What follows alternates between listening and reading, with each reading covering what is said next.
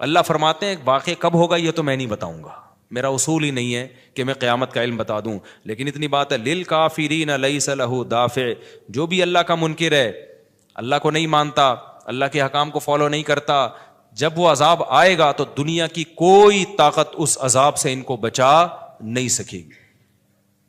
تعرج الملائکۃ والروح الیہ فی یوم کان مقدارہ 50,000 سنہ، 50,000 سال کا ایک دن ہوگا۔ کہیں 1,000 سال اللہ نے ذکر کیا میدان حشر کے بارے میں، کہیں 50,000 سال۔ تو علماء نے بیان کیا یہ لوگوں کے حالات کے حساب سے ہوگا۔ یہ ٹائم کے جو یونٹ ہے نا، یہ ہر ایک کے حق میں مختلف ہوتے ہیں۔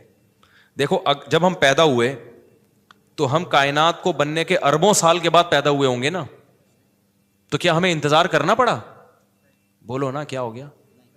اگر ہمیں اللہ انتظار کرواتا، ابھی تم عالم ارواح میں ہو، 1 ارب سال کے بعد تمہارا نمبر آئے گا، تو میں تو بوریت سے مر چکا ہوتا۔ کیا خیال ہے بھائی؟ جہاں فلائٹ 1 گھنٹہ لیٹ ہو جائے، انتظار میں آدمی ٹینشن میں چلا جاتا ہے، لیکن ہم تو جب آئے تو ہمیں تو لگا کہ کائنات کی ابتدا آج سے ہو رہی ہے جب ہم نے ہوش سنبھالا، کیونکہ ہمارے وہ یونٹ جو تھے نا، جو وقت کی اکائیاں ہیں، وہ ہمارے حق میں اسٹارٹ ہی نہیں ہوئی تھیں۔ تو اسی طرح مرنے کے بعد جو مردے کے لیے جو ٹائم کے یونٹ ہے نا، وہ چینج ہوتے ہیں۔ ورنہ جو مردہ بیچارہ 20,000 سال پہلے دفن ہوا ہے، وہ تو قبر میں کوئی عذاب نہ بھی ہو رہا، وہ تو پڑے پڑے ہی بور ہو گیا ہوگا کہ اللہ قیامت لیا، میں تو ٹینشن میں آ گیا ہوں، 20,000 سال ہو گئے مجھے۔ تو اس کو تو ایسا نہیں لگے گا کہ 20,000 سال ہو گئے، وہ جب دوبارہ اس کو اللہ تعالیٰ اٹھائیں گے تو نیک لوگوں کو تو لگے گا ابھی ہم سوئے تھے اور ابھی ہمیں کسی نے آ کے اٹھا دیے۔ جیسے گہری نیند میں جب انسان سوتا ہے، کئی گھنٹے بعض دفعہ سوتا ہے، کوئی آ کے اٹھائے تو اس کو لگے گا یار ابھی تو میں سویا تھا، ابھی آپ نے اٹھا دیا ہمیں۔ تو سوتے ہوئے آدمی کے ٹائم کے یونٹ الگ ہوتے ہیں، مرنے کے بعد کے ٹائم کے یونٹ الگ ہوتے ہیں، عالم ارواح کے الگ تھے۔ اور بعض تو یہ بھی میں نے سنا ہے کہ دوسرے سیارے پہ آپ چلے جائیں نا زمین کے علاوہ، تو وہاں بھی ٹائم کے یونٹ چینج ہو جائیں گے۔ تو اسی طرح آخرت کے ٹائم کے یونٹ بالکل الگ ہے۔ ایک دن 50,000 سال کی، دنیا کا جو 50,000 سال ہے نا، وہ وہاں کا ایک دن ہوگا۔ کسی کے حق میں 1,000 سال، کسی کے حق میں 50,000 سال۔ یہ وہ ہے جب حساب و کتاب جس میں ہوگا، تو اللہ نافرمانوں کو عذاب سے پہلے نا حساب و کتاب کا عذاب دیں گے۔ اللہ ہم سب کو اس عذاب سے محفوظ رکھے، جس کو قرآن نے ایک جگہ بیان کیا، یجعل الولدان شیبا، وہ ایسا دن جو بچوں کو بوڑھا کر دے، ایسا دن یفر المرء من اخیہ، انسان اپنے بھائی سے دور بھاگے۔ اس لیے بڑے بڑے اللہ والے وہ جہنم سے زیادہ پناہ مانگا کرتے تھے میدان حشر کی سختیوں سے۔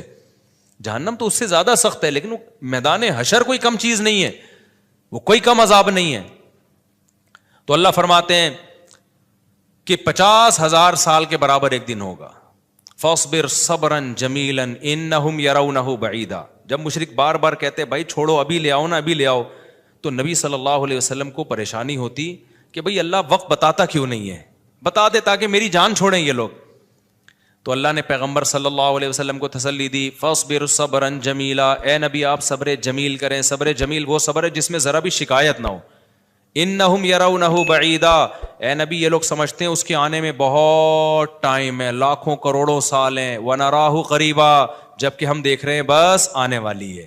کیوں؟ جب آپ مر گئے نا، ابھی دیکھو ہو سکتا ہے 1,000 سال باقی ہوں قیامت آنے میں، ہو سکتا ہے 20,000 سال باقی ہوں، لیکن ہمارے مرنے کے بعد ہمیں نہیں لگے گا 20,000 سال، ہمیں تو ایسا لگے گا ابھی ہم مرے تھے اور اتنی جلدی اللہ نے قیامت قائم کر لی۔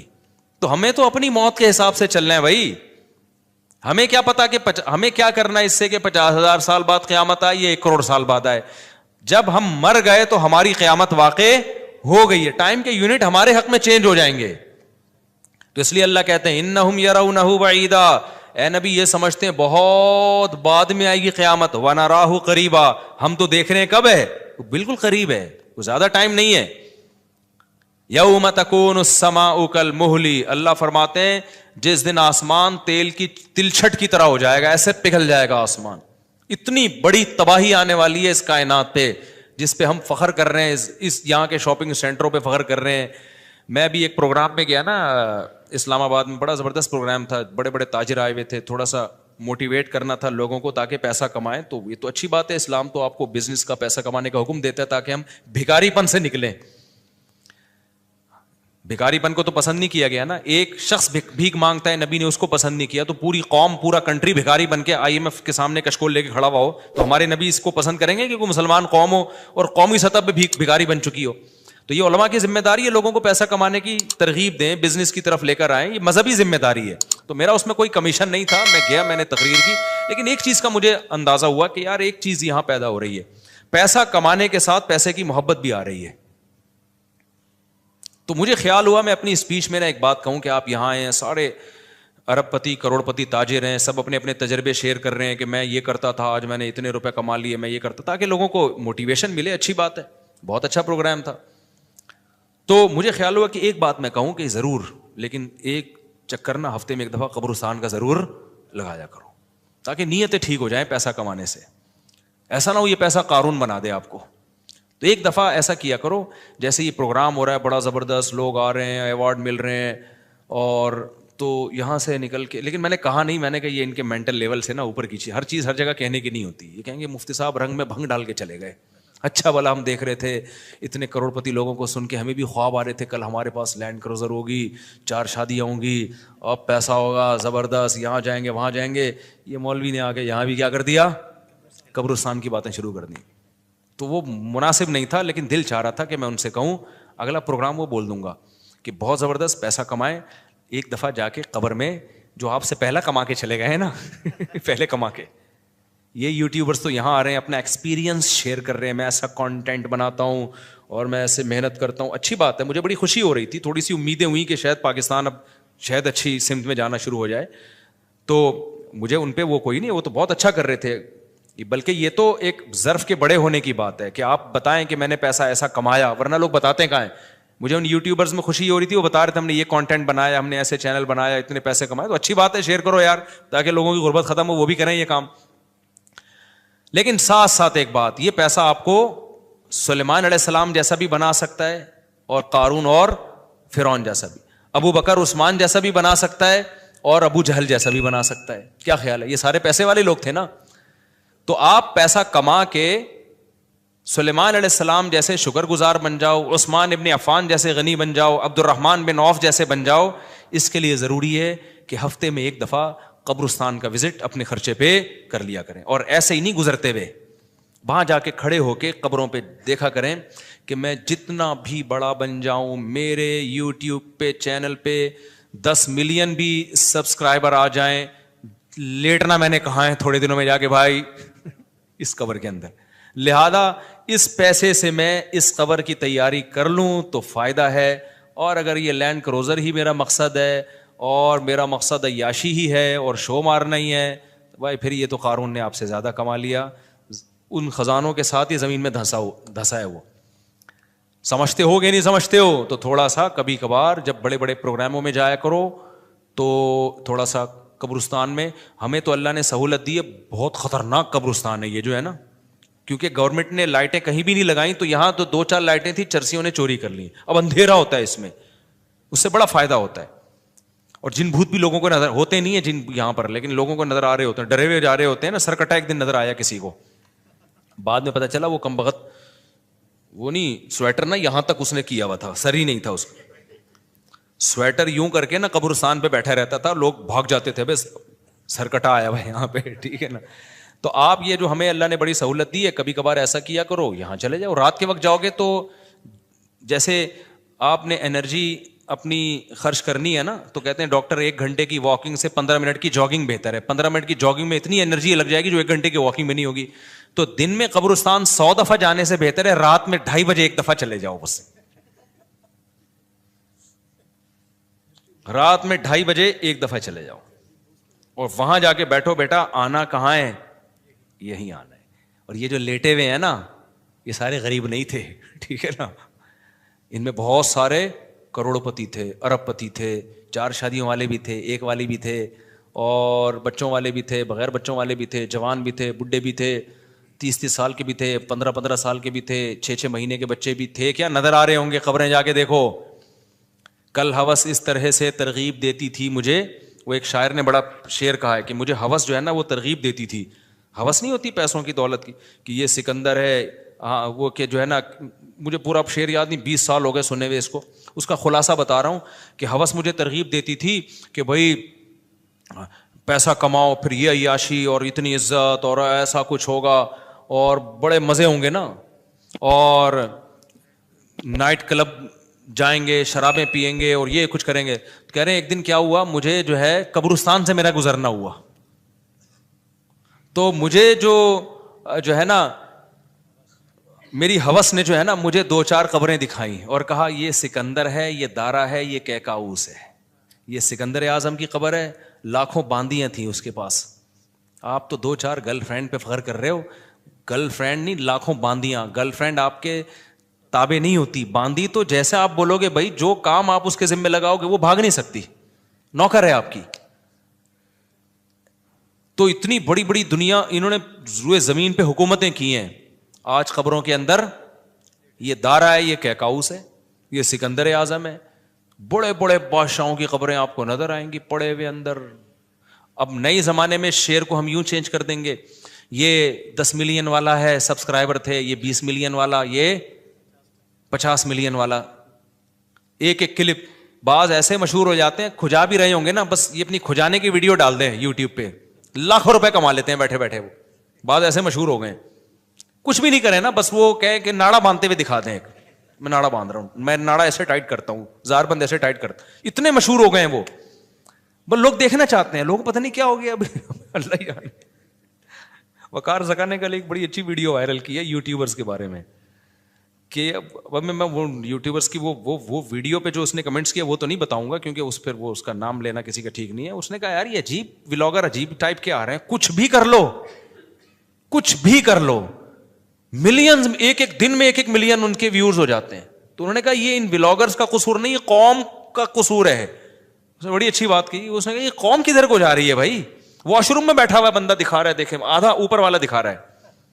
میں کہتا ہوں اگر وہ نیچے والا پورشن دکھا دے نا, یوٹیوب چینل بند کر دے گا, بولے گا بھائی اتنے سبسکرائبر اتنا کراؤڈ ہم برداشت نہیں کر سکتے, ڈی مانیٹائز کر دے گا یار. کہے گا بھائی یہ ہمارے بس میں اب. تو لوگوں کی نیچر دیکھو یار, کچھ بھی جو مشہور ہو جاتے ہیں, ایک دفعہ مشہور ہو گئے نا, بس اب کچھ بھی کریں گے. گالی دے رہے ہیں, وہ ویڈیو آ گئی, کھجا رہے ہیں, لوگ دیکھ رہے ہیں کیسے کھجاتے ہیں یہ, تو لوگ عجیب ہیں. بہرحال جو ہو رہا ہے میں تو مارکیٹ میں وہی بتاؤں گا نا آپ کو. تو اب جو سوشل میڈیا سے وابستہ لوگ ہیں جن کے ٹک ٹاک پہ چینل, یوٹیوب پہ چینل, ان کے یہاں کامیابی کیا ہے, 4 ملین ہو گئے, 10 ملین ہو گئے, 50 ملین ہو گئے. وہ کہ تو ایک ویڈیو اتنی محنت سے بناتا ہے, 4 آدمی تجھے ملتے نہیں ہیں, اور میں کھجاتا بھی ہوں نا سر کو, تو اتنے ویورز آ جاتے ہیں. تو کل یہ شعر چینج ہوگا, یہ سکندر ہے, یہ دارا قبروں میں نا, تو کہیں گے یہ 10 ملین والا ہے, یہ 20 ملین والا. یہ ناڑا باندھتے ہوئے ایک دفعہ ویڈیو ڈالی تھی اس نے, اور 20 ملین ایسے ہو گئے تھے. تو یہ سب آئے گا مارکیٹ میں. تو اس لیے میرا دل چاہتا ہے کہ میں ان لوگوں سے, میرا اس پروگرام میں دل چاہ رہا تھا ایک دفعہ بولوں کہ آپ تمام حضرات سے گزارش ہے, بہت اچھا پروگرام ہے, اور اللہ کرے اور پیسہ آئے اور یہ لوگ اپنے تجربوں کو شیئر کریں, لیکن کائنڈلی تھوڑا سا قبرستان بھی, ہمارے نبی نے پیسہ کمانے کی ترغیب دی ہے, ساتھ ساتھ قبرستان جانے کی بھی ترغیب دی ہے. صحیح بخاری کی حدیث ہے, کنت نہیتکم عن زیارت القبور فزوروها فانها تذکر الاخرہ. نبی نے فرمایا میں نے تمہیں قبرستان جانے سے منع کیا تھا کیونکہ بدعتیں ہو رہی تھیں, شرک پھیل رہا تھا, لیکن اب توحید قائم ہو گئی ہے, شرک کا خطرہ ختم ہو گیا.